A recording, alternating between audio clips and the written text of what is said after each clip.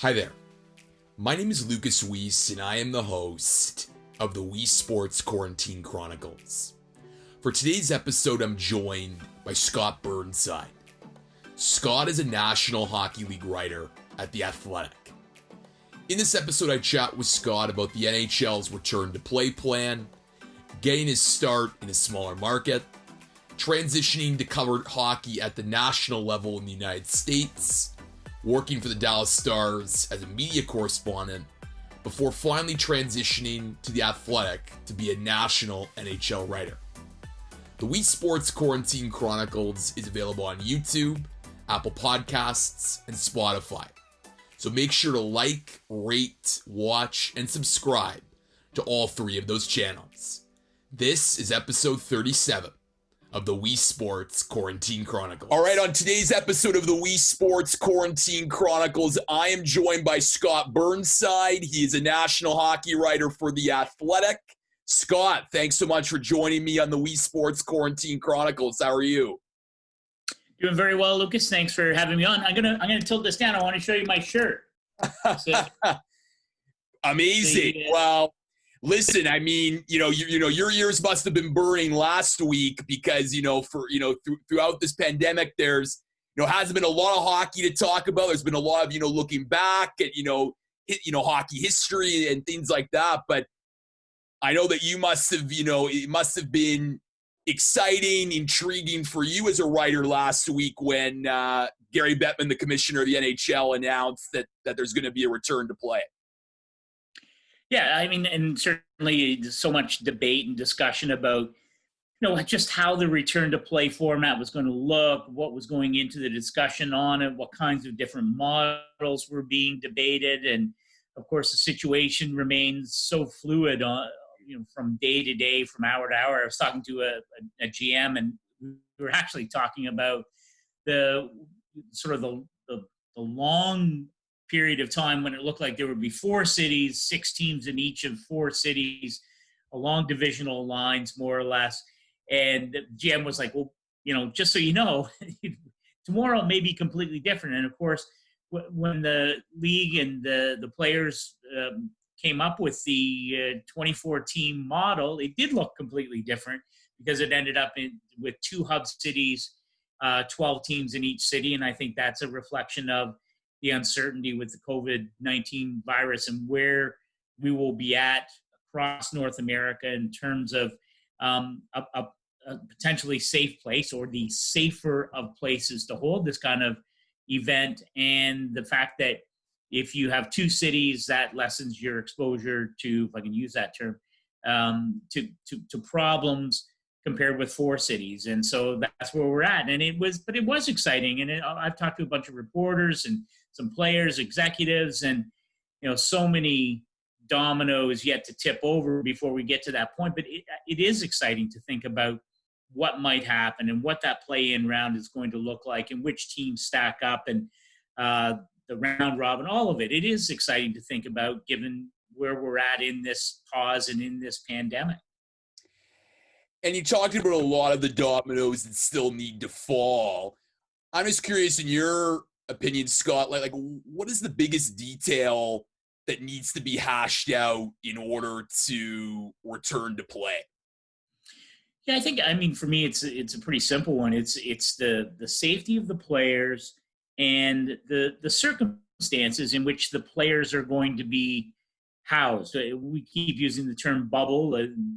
Commissioner Gary Bettman uses that term. I think we've all sort of become accustomed to this notion that in those 2 cities, there will be a bubble kind of system set up, and the control over the players' comings and goings, the daily testing that Commissioner Bettman and Bill Daly, the deputy commissioner, talked about. How do you control that kind of environment with that many people? And it's not just the players, of course. It's not just the 50 personnel per team that the NHL is looking at. What about the men and women who work in the restaurants and the hotels and in the transportation to go to practice rink, the people who work in the practice rink, the people who work in the rink, whether it's in Vegas or Dallas or Edmonton. I think those are the issues. And it's not just keeping the players safe. How do you keep those other personnel, those other people who will be drawn into the equation of putting these games on. The off-ice staff, now they're not likely to have contact with the players, but still, where do you find them? How do you keep them safe? How do you control the entire thing? And to me, it's a big question mark. I know the players are very concerned about it. I think that the other issue is, well, what will it look like for players? And it's a smaller number as you go deeper in the playoffs, but the players who may have to be separated from their families for weeks on end, is there going to be some sort of allowance for contact? What about players whose wives are expecting? I talked to a player not long ago about this very thing. What about a family whose members, whether it's a parent or a child, if they have some sort of lingering health issues, maybe it's not even COVID-19 related, but still a pregnancy, some sort of ongoing health issues, maybe a parent who's sick.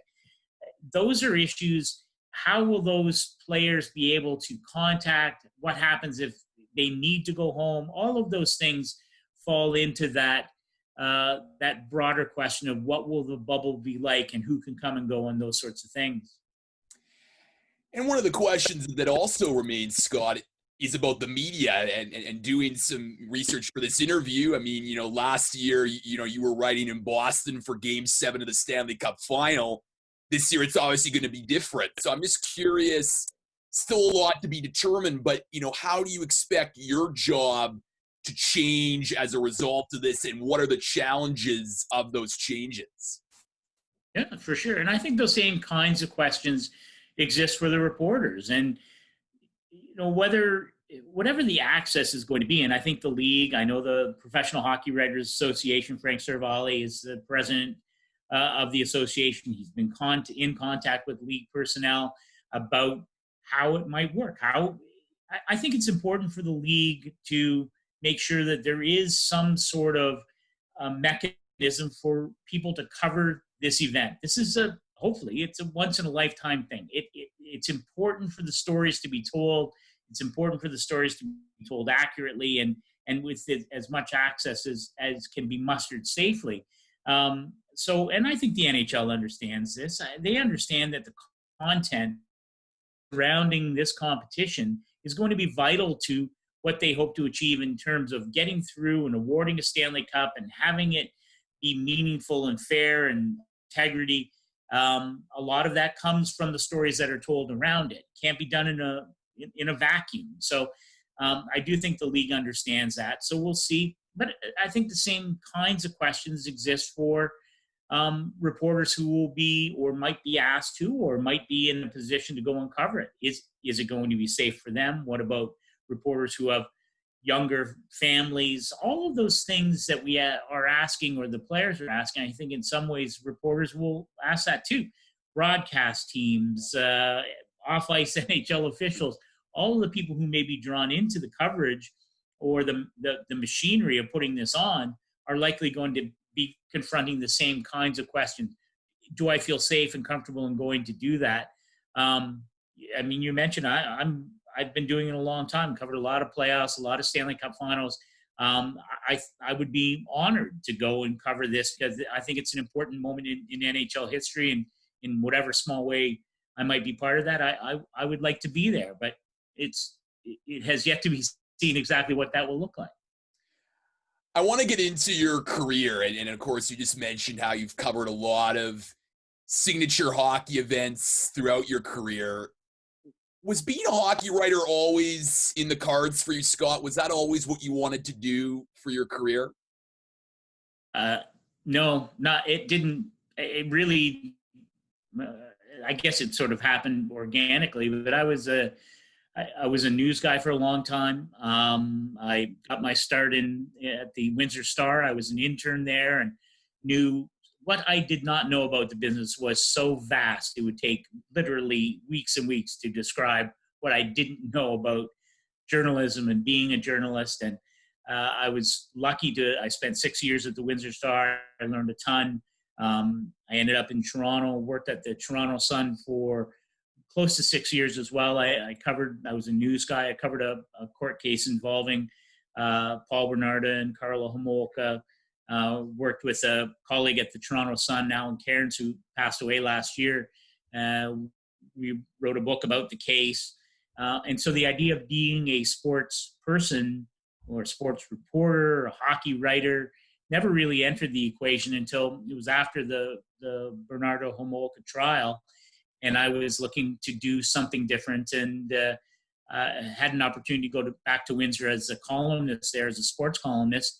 And again, what I did not know about that job and being a sports writer and sports columnist was a vast amount. But I had an opportunity there, and so that was where my first opportunity to cover hockey for long periods of time. My timing was impeccable. I covered the Wings Stanley Cup run in 97 and 98 when I was a columnist in Windsor, and then moved back to Toronto when the National Post launched, and ended up covering the Leafs towards the end of my tenure there, and then spent 13 years at ESPN. So very fortunate.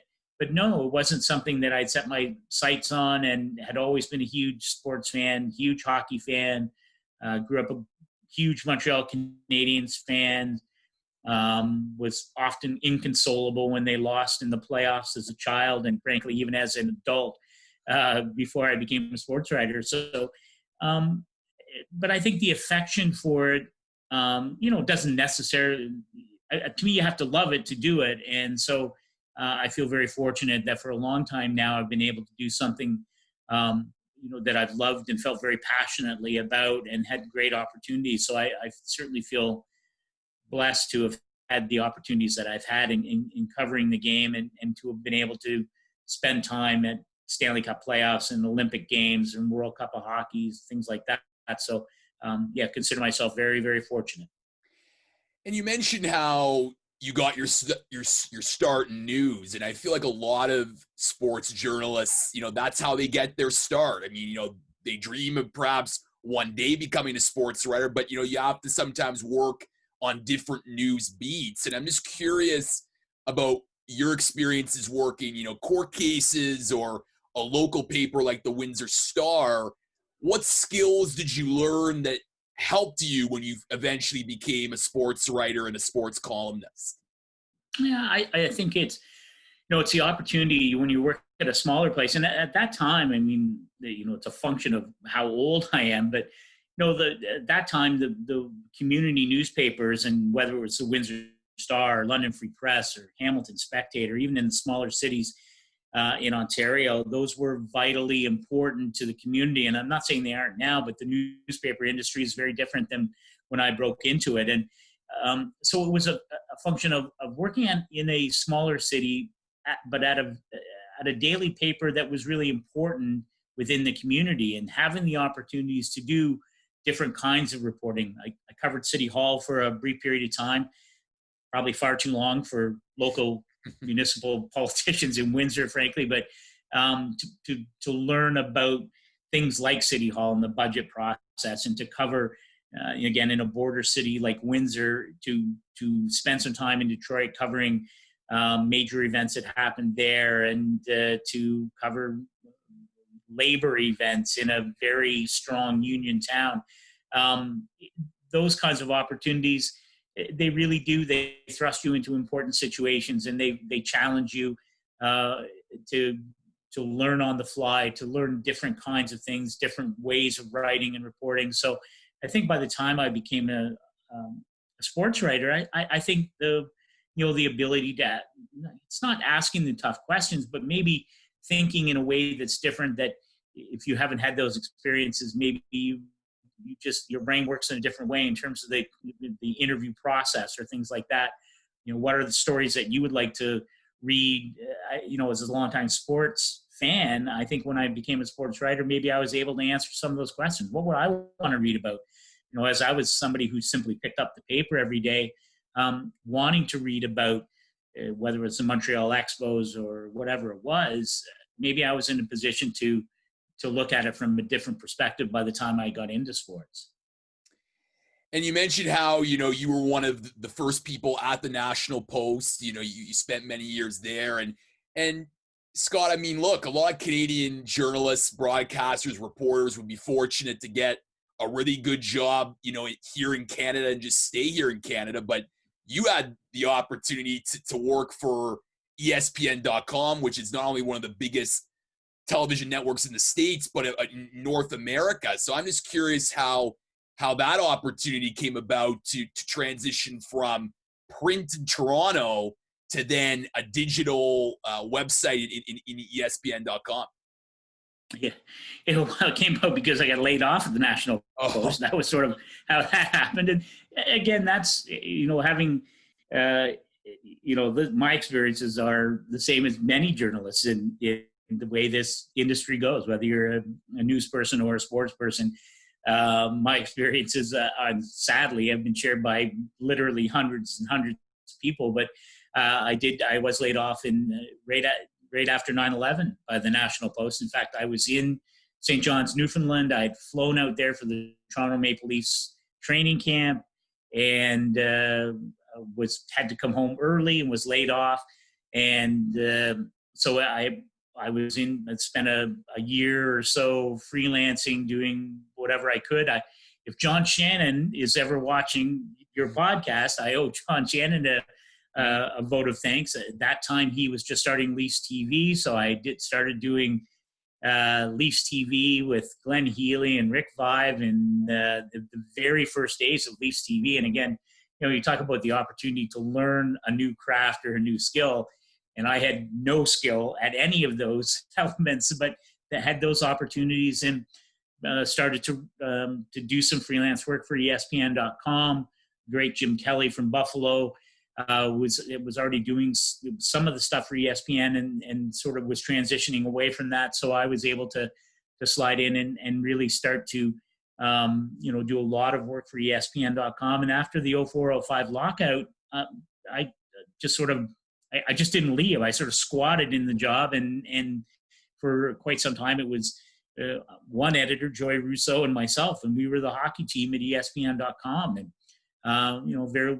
very fortunate to, after a number of years, we were able to bring in Pierre LeBrun, and then the hockey staff grew at ESPN.com. And at one point, Katie Strang and Craig Custance and Joe McDonald and Scott Powers, and I don't want to leave people out, but we had a very robust staff, many of whom now work at the Athletic.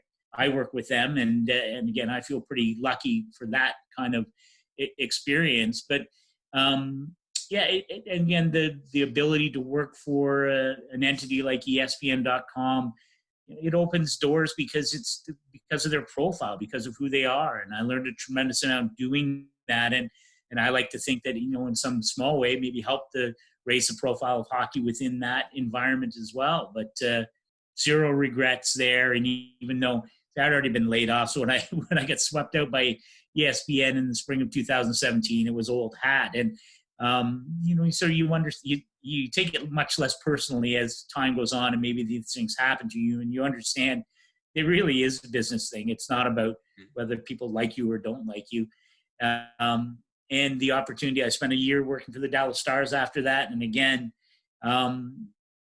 something I wouldn't trade for anything. That was a tremendous experience. I learned so much, spending the time. Ken Hitchcock and Jim Nill and the rest of the Dallas Stars were tremendous to me. And I learned a lot being there every day. You learn the machinery of a team and what a season is like, and the toll that it exacts on everyone connected to it, especially when, in this case, things went sour. They went south in a real hurry in March of that season, and to have a front row seat to that was humbling, because you really understand what everyone puts into it, and when it goes wrong, it leaves a scar on everyone who's involved. I want to ask about that and get you to elaborate on that Dallas Stars experience, because you of course go from being a national writer at ESPN, covering the whole league. Was it at first a strange adjustment to then be working for a team rather than working for a media company covering many different teams in the NHL, or did you find that the transition was smooth just because you're a veteran at this point in the industry? I think it was a little bit of both. I think it doesn't matter, even though the Dallas Stars were, again, I owe them a ton. It was a terrific experience, and in some ways an experiment in what if we brought in someone and basically asked them to do, sort of cover without bias and without being, having someone look over your shoulder every day to cover our team? What would that be like? And I think I don't know that either side of the equation really knew what it was going to be like. And I learned a lot about, precision of language and not being flippant, especially in social media, where, that you are, because you're there every single day. And so if you make a comment, I don't think John Klingberg would mind. We got into it one night. Again, I had made some, less than judicious comments about the play of the Stars at one point. And he and I had a very frank discussion in the locker room one day. And you know what? I learned a lot about just, again, you own what you write or say. And when you're there every day, you really do own that. And listen, I was an employee of the Stars. I mean, that was a fact. And so it was different from my at arm's length relationship during my time at the National Post and ESPN.com. But I also felt that I approached it in much the same way. What stories would I want to read? What kinds of things about players could I share that maybe help people understand their motivation and their background, all those kinds of things. So it was tremendous. And honestly, it was, you learn so much about the grind. I think there were 6 preseason games and 82 regular season games. And I was worn down. And all I did was get on a plane and ride around and eat their food and write. And so I didn't even have to play. So by the end of it, I really did, I think, have an understanding of what goes into it. And I think, I can't speak for them. I think they were happy with the experiment. My good pal, Mike Heika, basically took the job when I went to the Athletic, and he left the Dallas Morning News, and he's doing it. And I think he does a tremendous job. And when I read him, I don't think, well, there's Mike Heika who works for the Dallas Stars. I think there's Mike Heika. I want to know what he has to say about where this team is at and what's going right or wrong for them. And I like to think that maybe during my time there, people thought the same thing. You mentioned how, you've covered many Stanley Cup finals, Olympics, World Cup of Hockey events, and these are, of course, are huge events that definitely garner a lot of media attention. And I've had a few journalists and writers on here, Scott, who, who've covered the Super Bowl or the World Series. And I'm always fascinated because as a young journalist, it would be like a dream of mine to be able to cover such a big event like the Stanley Cup final. But I feel like after years of doing it, maybe the novelty runs off a bit and it's just a business trip. So I'm just curious for you as a writer, just your approach in trying to find, the best story or the untold story, given all these different reporters who are there trying to find the same thing. I think, there's sort of a double-edged sword when you cover the playoffs. And I was, for a long time at ESPN, Pierre and I covered all 4 rounds. So by the time you got to the final, it was, you put some miles on. And I always found that the disappointing thing for me sometimes was that I at a time when I felt I needed to be at my best and to be sharper in storytelling and all those kinds of things, that sometimes I felt that the well was a bit dry, and that is a real challenge. If I think of Jeremy Rutherford, who covers the Blues for us at the Athletic, and Fluto Shinzawa and Joey Mack in Boston. I think of what those guys went through last year. I covered the Western Conference Final and the Stanley Cup Final on the road. So I felt I felt pretty good by the end of it last year. And I don't think I can't speak for the others who were in my position, but the adrenaline that still exists when you go into whether it's a Stanley Cup Final, conference final, the start of the playoffs, the adrenaline is really there, I think, for the writers and broadcasters too, because they understand this is where things are on the line. And when you go into a loser's locker room at the end of a game 7 and you understand what has been lost there. And I think that does fuel you to try and be at your best, to try and think of things that other people haven't said or written. And it is a challenge, and it's access becomes sort of a narrowing of the telescope by the time you get to a final. But I think it does really challenge you to be better or as good as you can be, because you know that the moment is important and you want to rise to the occasion, just as we expect players to, or chastise them if they can't. So I'm so excited to see what will happen in August or whatever it's going to happen, the new format, the play-in round, the round robin. What will that be like? And if I get an opportunity to be there to cover it, I hope I can write the hell out of it. Yeah, I mean, you mentioned 2 points there that I really find fascinating. The first being, your words matter more. Just like for the players, this is the moment, the Stanley Cup final, to rise to the occasion. Just the same as for writers and broadcasters, just because more eyeballs are looking at your content during the NHL playoffs.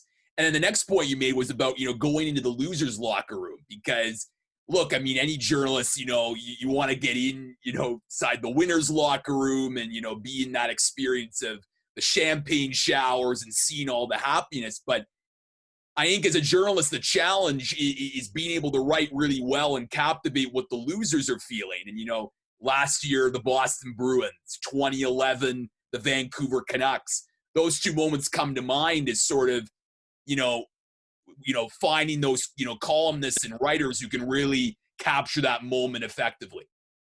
Yeah, there's no question. And, in some ways, I don't want to know whether it's easier or not, but the emotion is so much more. Now, it's, if you're on the ice with the Stanley Cup, you're on the ice with the Blues. I mean, there's lots of stuff that writes itself. But when you go into a locker room, you mentioned, I'll think of being in Vancouver in 2011, and some of those memories are as poignant in the losers' room as they are being on the ice with the Stanley Cup winners. And I think of the Sedin twins, and after what they had been through, and they'd taken some hits from outside, from broadcasters and stuff, and those guys were there long after the game, answered question after question, and they waited, and they did not duck anything. And I just remember thinking what great resolve that must have taken, because it was such a bitter pill for them to swallow, right? Let that series get away from them. And I remember Daniel Alfredsson with the Senators losing to the Buffalo Sabres and 06 or 07, and must have been 06. And that the fact that he stayed, he would leave and then he would come back and answer more questions. And because I think he understood that as captain of the Senators, it was his duty to answer for the team and to answer for that disappointment. And you're right. Those are indelible moments when you're in a locker room, and you have to, and sometimes it's just a matter of watching. It's not even what you ask. It's what you watch and observe, and to try and tell that kind of story is, that's a different kind of challenge. But again, it's the kind of, when it's such a privilege to be in that kind of environment and to be able to try and share that kind of story. That's part of it too. That's part of what sort of that you hope you can rise to the occasion to be able to adequately portray what it meant to these people to have failed, to have been unable to get to that final place. And especially in the final, when often, I remember talking to Pekka Rinne about what it was like to listen to the Pittsburgh Penguins celebrate in Nashville in their building.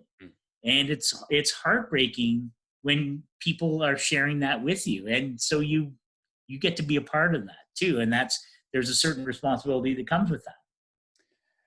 Scott, I mentioned off the top that you're now at The Athletic, and you had previously mentioned how many of your ESPN colleagues, Pierre LeBrun, Katie Strang, Craig Cudston, Scott Powers, are now with you at The Athletic as well.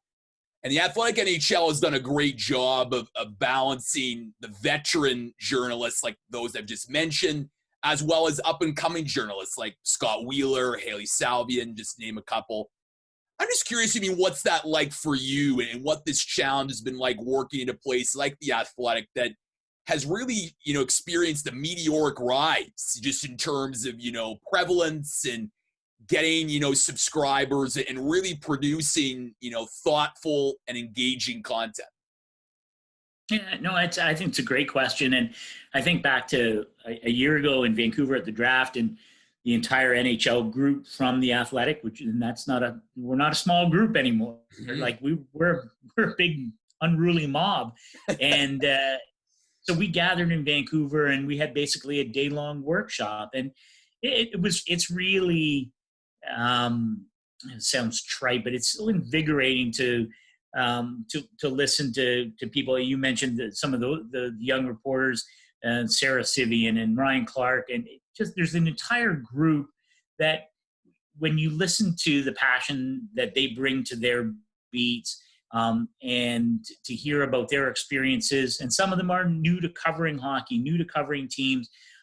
You'd like to think that you can be the kind of resource that if they got up against a tough question, or a question that is something that they may not have encountered before, that part of the great treat of working at The Athletic is that you might be able to share some sort of knowledge. I mean, I'm nobody's sage or anything like that, but if there is something, when you've been around a long time, or a lot of times it might even just be, do you have a number for this person, right? I mean, I'm looking for this former player. Do you know how I might be able to track him or her down, if it's an executive or whatever it is? You might be able to just say, I think they were doing this, or you might be able to try this person. And I will say there has been a real sense of camaraderie within the group. I never get a sense that anyone is holding out on. I'm not sharing that because it might not be good for me. I get zero sense of that. And it's liberating, and it's really invigorating to be part of that kind of community where you really are working together. You want those people to be successful, because when they are, by extension, you are too. So it has been it's been way different than I imagined it would be, and it's been woefully gratifying to be part of that. And just it really, every day you hope that you can keep pulling your weight, so that that you're all pulling in the right direction. Well, that's very, very encouraging to hear the camaraderie, and also the fact that you're still motivated and still working to continue to churn out some really fantastic content. Last question for you, Scott, and it has to sort of do with the future, and we're entering, obviously, we're in uncertain times right now, but hopefully in the future, sports come back, and more people are back up and running, writing about sports.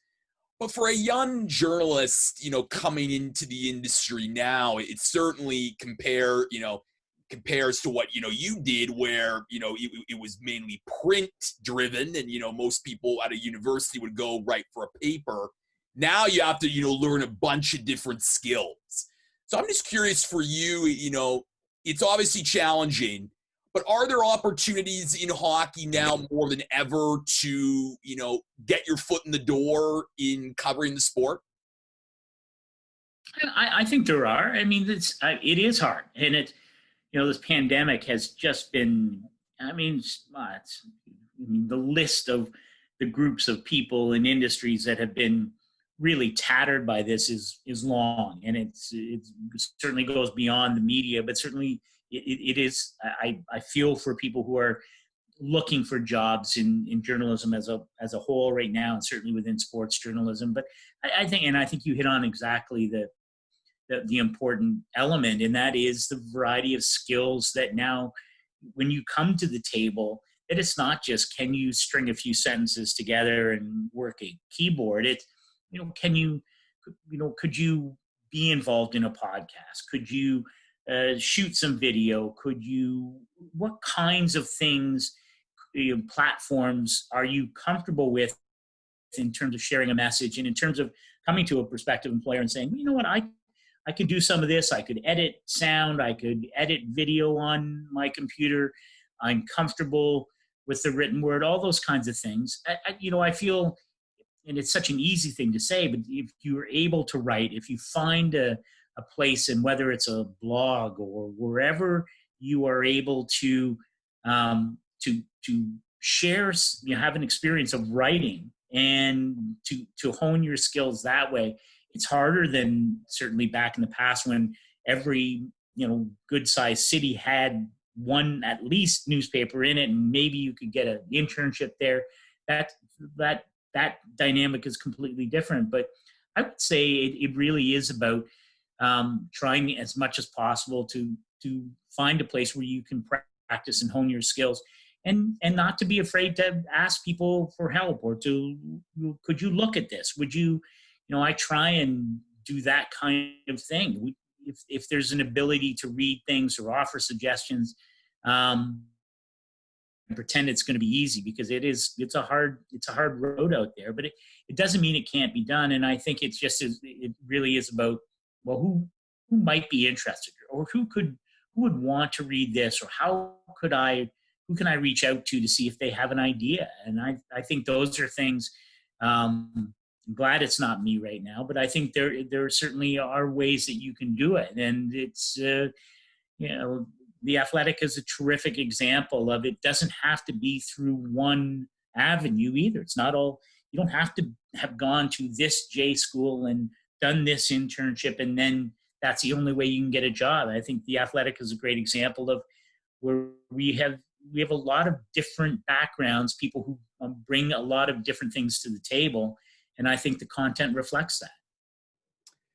Scott Burnside always providing some helpful insight and perspective. He's a national hockey writer at The Athletic. Scott, keep up the great work. Looking forward to reading your stuff when the season resumes. And thanks so much for joining me today on the Weesports Quarantine Chronicles. Lucas, thanks for having me anytime.